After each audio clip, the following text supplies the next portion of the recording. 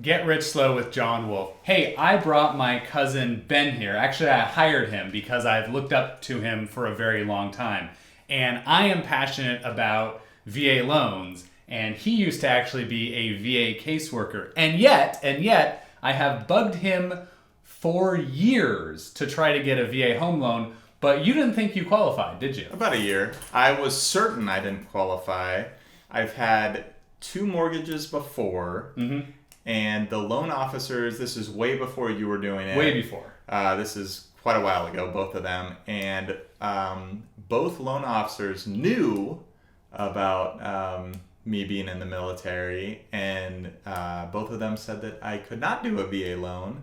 Hence why I pushed back on you for a little over a year when you kept telling me that I could. Mm-hmm. I was convinced I could. So let's talk about why you didn't think that you could and why I think this is weird. You don't feel comfortable calling yourself a veteran, but you don't have to be an 11 Bravo or Charlie to be a veteran.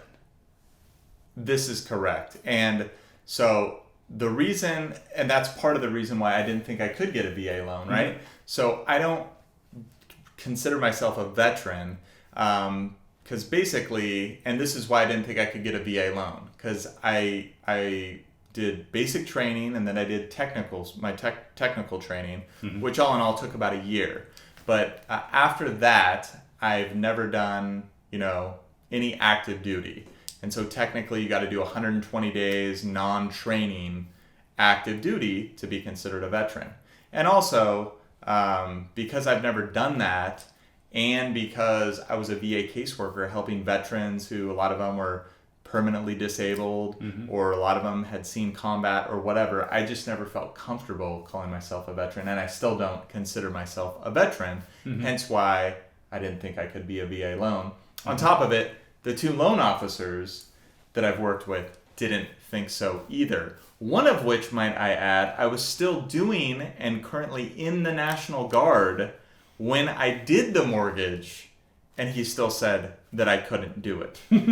So that's why I pushed back on you for a year. Mm-hmm. Now that I'm on board here, I know way more about loans.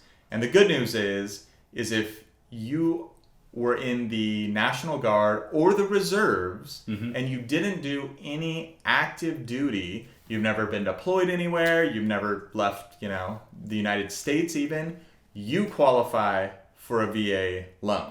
Mm-hmm. And it's that simple. It blew my mind when I found out, because for 20 years I was convinced that I wasn't eligible, right? What? Because, I'm not a real veteran, which I still feel that way. But yeah. And I mean, that's not the whole story. There are some minimum requirements. Right. But out of all the programs out there, the bar for a VA loan, I think, is set the lowest. Oh, in a lot of ways. Yes.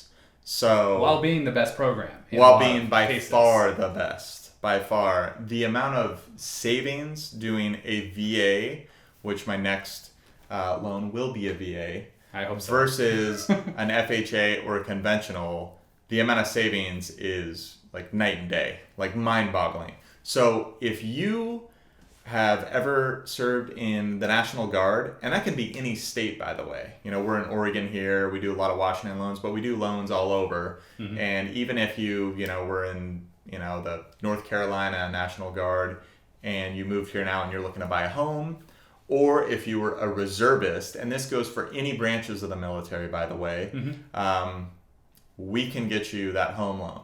As long as you have that DD-214, even though it's going to just show that you were a guard or reservist, that's all we need to make the magic happen. And speaking of that, I just want to touch on the fact that even if you don't have your DD-214, we will still be able to help you, mm-hmm. and we can probably get you one, even if you don't think you can get one, because of we've had other clients, dealing with the VA is a nightmare. So if that's been one of your hurdles as well, not wanting to deal with the VA and the bureaucracy, mm-hmm. we can kind of do that for you or help you through that process as well, and kind of save you the headache of dealing with the bureaucracy, which I know maybe some people out there has been preventing them from moving forward with getting a loan. Yeah, in fact, I know that you went to a veteran's house, had him sign the consent form so that you could interface with the VA for him. Yes. And we're getting everything smoothed out for him. Yes. Yeah, and because I was a VA caseworker, I kind of have some back channels. So I'm interfacing with the VA on his behalf. I just had to have him sign a form. But yeah, interfacing on his behalf. And I have some special access and channels that you as a veteran or you being a prior guard member or reservist don't have. So when you deal with the VA, you're dealing on it at one level, but because of my prior experience, I kind of have, almost a backdoor. Well, you really just know who to call. Yeah, I know the right people. I know the backdoor access. I got the magical keys, if you would. So if that's been a problem for you, we'd love to help you. If you're, even if you were guard or reservist, and this goes for veterans too, right? But hopefully they already know that they can get a loan. But any of you, guard, reservist, or active duty, if you currently have a mortgage and it's not a VA mortgage because you were told you couldn't do that, it's probably a great idea to look at refinancing with the VA. Awesome. I just thought about that now, actually.